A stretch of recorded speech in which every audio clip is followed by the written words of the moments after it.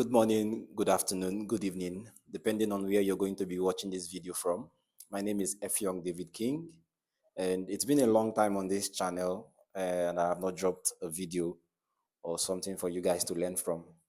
So please pardon my inconsistencies. I promise to be consistent going forward.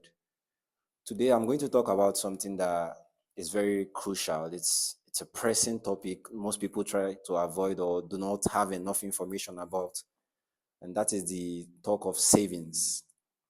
I have someone that asked me a question here on my WhatsApp. He said, how do you save? Your routine for saving? And my answer was clearly this: I don't, my brother. Like, I don't save. And that's one challenge I currently have. Except house rent and food, all my money goes back into my business.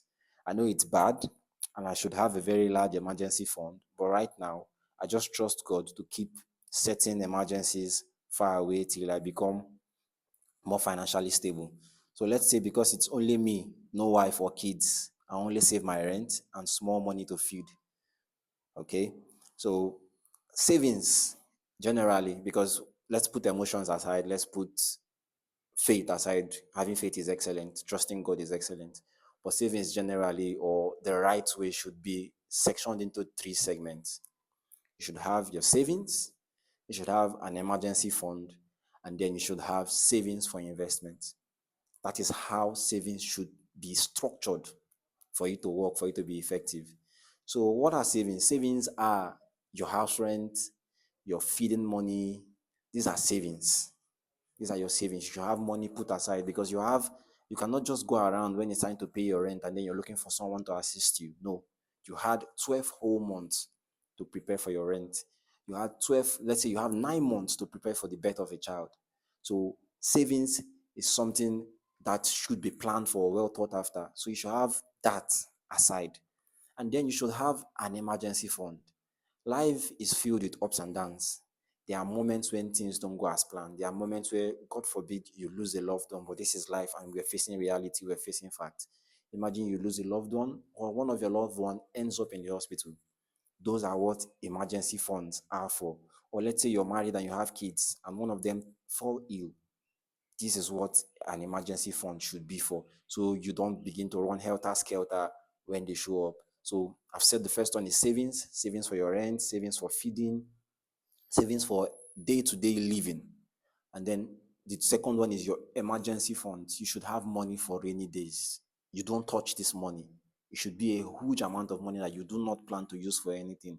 It's just there for the rainy days. And then finally, we have savings for investment.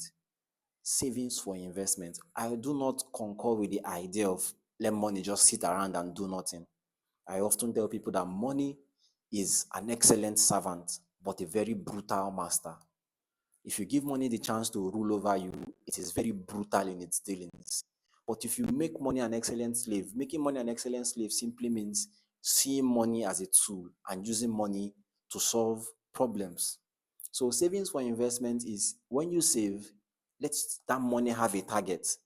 Oh, at the end of 6 months, I want to use this money to start up a business. I want to invest in real estate, buy landed properties, do short let, or I want to buy stocks.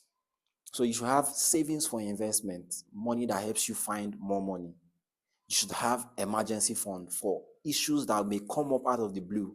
And then you should have your savings, your rent, your day-to-day living money just kept in a corner. So this is my idea of a well-structured savings. Am I currently living that life? No. Why do I say so? Because I give the excuse that I am currently single. So I do not have a wife to take care of for certain things. So I just save my rent. I don't intend to wake up one day and begin to beg someone for rent. No. So I save my rent. I take care of my feeding. Any money that comes into my hand, I invest it back into my business, and that is wrong. So I am practicing two parts of this tripartite nature of savings. I am practicing savings for my rent, my food. I am practicing savings for investment, but I do not have an emergency fund. I live under the mirage that, oh God, and it's a good thing to have faith and trust in God. It is a wonderful thing, but it is not a proper way to live. Okay, I live under that umbrella that, oh, God is there to protect me and certain emergencies won't come my way.